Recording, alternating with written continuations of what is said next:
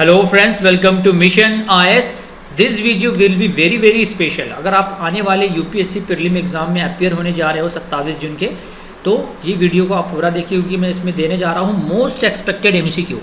तो आप जानते हो कि हमारा दिया हुआ क्वेश्चन में से पिछले 5 सालों का एक्सपीरियंस है कि हम प्रेडिक्ट करते हैं कि ये क्वेश्चन आ सकता है एग्जाम में। तो as per the UPSC level, जैसा यूपीएससी पूछता है उस लेवल के हम क्वेश्चन आपको देते हैं।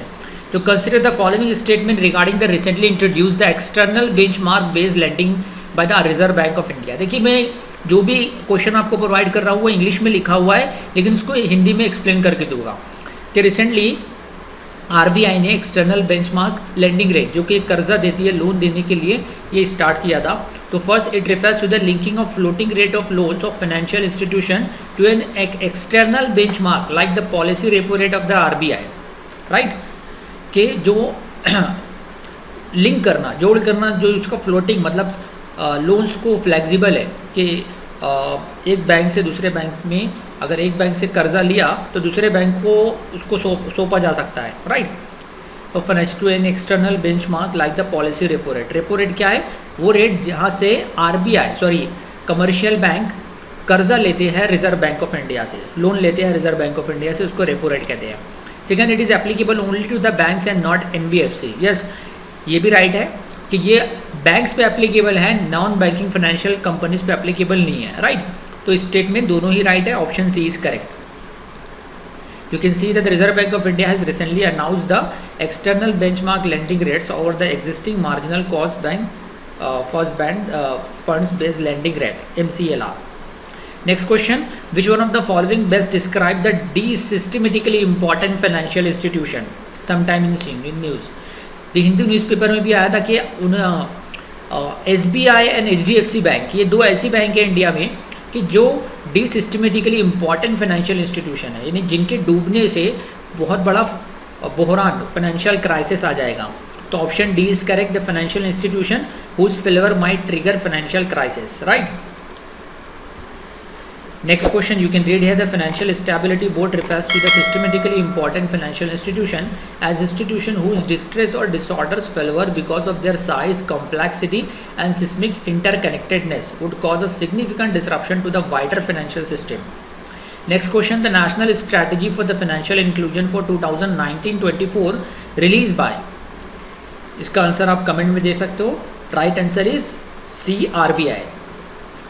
So national strategy for financial inclusion for India 2019-24 का रिपोर्ट है, किसने स्टार्ट किया है? आरबीआई ने।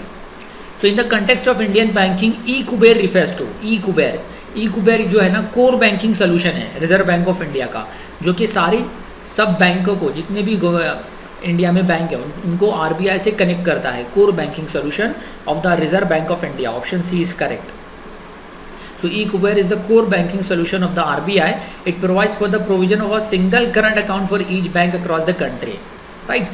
So next question पे जाने से पहले देखिए, आपकी यूपीएससी प्रिपरेशन को और भी इंटरेस्टिंग और इंजॉयबल बनाने के लिए अनअकैडमी ने free Unacademy compact quiz competition लाया है, जो कि हर रविवार हर संडे को सुबह 11 बजे होता है।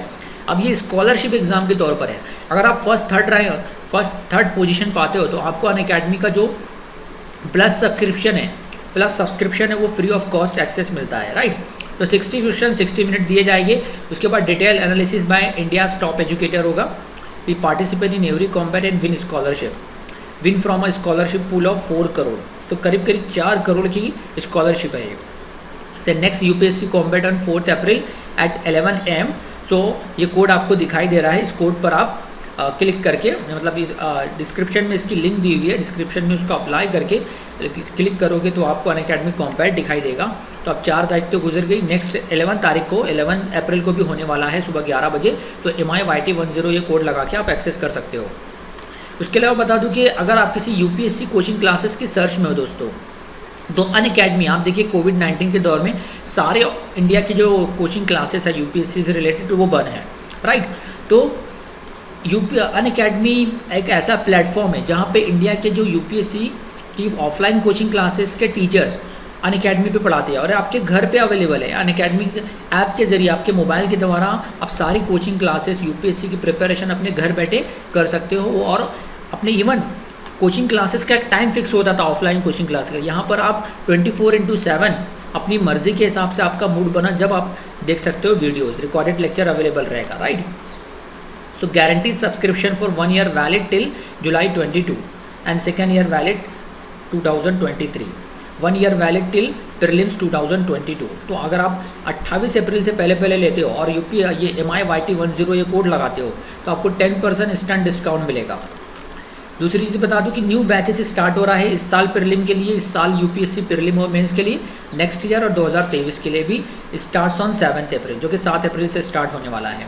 ये टॉप एजुकेटर्स आप देख रहे हो, मृणाल पटेल सर का नाम तो फेमस है, इकोनॉमिक स्पेशलिस्ट है, सुदर्शन गुज्जर सर, जितने भी एजुकेटर्स हैं अनअकैडमी पे वो बहुत ही अच्छे और लूसिड लैंग्वेज में यूपीएससी का ट्रेनिंग देते हैं और आपके डिफ़िकल्ट टास्क को आसान करते हैं, राइट। अब देखिए अनलिमिटेड 1 year बैच स्टार्ट हो रहा है जिसमें मुदित गुप्ता सर, मृणाल पटेल सर और ये सारे टॉप एजुकेटर्स हैं, जिसमें कंप्लीट सिलेबस कवरेज किया जाएगा for prelims cum mains and live classes by top educator plus NCERT plus prelim test series होगा। Crack UPSC prelim through the 3500 MCQ, इनमें ये 4 एजुकेटर रहेंगे। Then 1 year batch for the UPSC जो कि already 7 अप्रैल से start हो चुका है, जिसमें भी कंप्लीट सिलेबस कवरेज किया जाएगा प्रीलिम्स एंड मेंस का, लाइव क्लासेस होगी, NCERT and prelim test series होगी।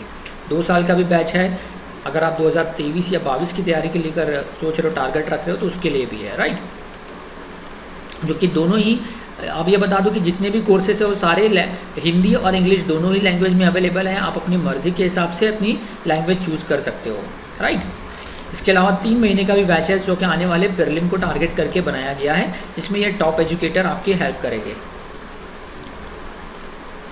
तो प्लस और आइकॉनिक के बारे में बता दूं, प्लस सब्सक्रिप्शन में आपको लाइव क्लासेस मिलता है, स्टडी मटेरियल मिलता है, लेकिन आइकॉनिक में आपको पर्सनल गाइडेंस मिलता है दोस्तों। इसके अलावा आइकॉनिक में आपकी आंसर राइटिंग प्रैक्टिस और आपका पर्सनल कोच रहेगा जो कि आपकी प्रोग्रेस को बताएगा कि आपका वीक एरियाज़ क्या है, स्ट्रॉन्ग एरियाज़ क्या है। तो आप देख सकते हो ये फीस स्ट्रक्चर है पर महीना, यानी पर मंथ भी जो टोटल फीस है 74,500 एक साल का फीस है। इसे आप EMI की सूरत में भी पे कर सकते हो। इवन आपके पास क्रेडिट कार्ड नहीं भी है तो आपको एक ऐसा सिस्टम देगा कि जिसके ज़रिए आपके बैंक अकाउंट से वो 6,208 रुपये कट जाएगा। बहुत ही आसान तरीका है, इंडिया में कोई भी कोचिंग क्लासेस ये सुविधा नहीं देती है दोस्तों। इसके अलावा मैं बता दूं कि आपने अगर कोड लगाया MIYT10 जो आप स्क्रीन पे देख रहे हो तो आपको फ्री ऑफ कॉस्ट एक्सेस मिलेगा, 10% इंस्टेंट डिस्काउंट मिलेगा, राइट। ये आप देख रहे हो कि प्लस और आइकॉनिक में डिफरेंस क्या है। प्लस में आइकॉनिक में क्या होता है कि सारी चीज़ें प्लस की रहती है, लेकिन स्पेशली इसमें पर्सनल कोच रहता है। यहाँ पे India's best educator, interactive live classes रहेगा, स्ट्रक्चर कोर्सेज रहेगा, पर्सनल कोच रहेगा, mains question answer writing practice किया जाएगा, अंडरस्टैंड। तो ये कोड है MIYT10, इसको लगा के जैसे फीस 72,000 है 2 साल का, 1 साल 6 महीने का कम से कम 40,000 है, तो कोड लगाया तो 36,000 हो गया। इससे लगता है इस तरीके से 2 साल का 72,000 है, तो अगर आप कोड लगाते हो MIYT10 तो आपको 10% इंस्टेंट डिस्काउंट यानी कि सिर्फ 64,800 ही पे करना होगा। Let's crack it. देन वाजुकू मारा मल्लम कंबकम यूरी अड्डेतल, ये sometime in seen news. It is a traditional games played during the harvest festival. जैसे कि महाराष्ट्र में और नॉर्थ इंडिया में मकर संक्रांति रहता है ना, पोंगल तमिलनाडु में रहता है, इस तरीके से ये हार्वेस्टिंग फेस्टिवल है, right. Which of the following agriculture related activities are the source of green house gas emission? Digestive processing cattle, sheep, goat and etcetera. वो चुगाली करते हैं ना मतलब खाने के बाद गाय वगैरह को आप देखो तो that is the digestive process, जिसकी वजह से मीथेन गैस रिलीज होती है उनके मुंह से। तो ये है बिल्कुल राइट है। Crop residue decomposition, crop residue को जलाने से हमको दोबारा ऑर्गेनिक मीथेन गैस रिलीज होता है। And use of organic and inorganic fertiliser, तीनों ही राइट है, option D is correct, right. So you can read, you can pause the video और एक्सप्लेनेशन आप यहाँ से देख सकते हो। Generally methane nitrous oxide directly release होते हैं जो कि ग्रीन हाउस गैस है। In the context of insolvency and bankruptcy resolution in India, which of the following statement best describe the concept of waterfall mechanism? It refers to the minimum threshold capital for the corporate for initiating insolvency proceeding against it. Second, it refers to the order of priority for repayment to creditors in the event of liquidation. C, it refers to those cases of insolvencies where the creditors make a windfall gain from the insolvency proceeds. Third, it refers to the mechanism where the promoters of the corporates are barred from participating in the insolvency procedure. So its right answer is the B. It refers to the order of priority for the repayment of creditors in the event of liquidation. Right? You can see here. Next question, in the context of the macro economic broad money includes. अब ये broad money होता क्या है?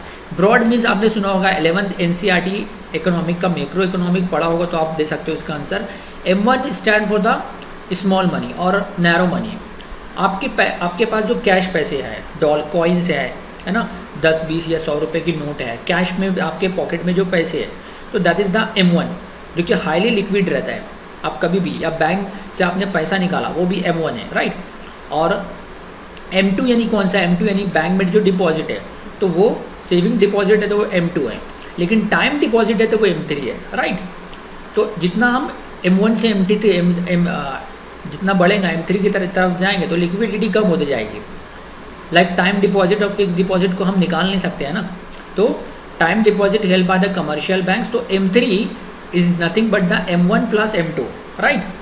सो time deposit held by the commercial banks and post offices. Second, demand deposit held by the banks. तो option C both A and B is correct, right. You can see here even the ATM से भी आप पैसा निकाल लेते हो तो वो भी M1 में गिना जाएगा. हो सकता है UPSC में इस तरीके से पुश क्वेश्चन आ जाए. If you withdraw the money from the ATM, it belongs to M1, M2, M3. तो it belongs to narrow money है ना. ATM से जब आपने पैसा निकाल लिया तो वो M1 में काउंट होगा, right. Next question, which of the following are the members of Asia Pacific Economic Cooperation? India is not a member of Asia Pacific Economic Cooperation क्योंकि ये पैसिफिक कंट्रीज़ है. इसमें India is a Indian ocean countries. तो option 1, 2, 3 sorry statement 1, 2, 3, 4 is correct. तो ये देख लो कौन सा आएगा. Option C is correct, right. So I hope you enjoy this video. तो लास्ट क्वेश्चन देख लेते हैं. लास्ट क्वेश्चन नेक्स्ट वीडियो में रहेगा दोस्तों. तो इस वीडियो को लाइक करना ना भूले और शेयर कीजिए ताकि more and more IAS aspirants will get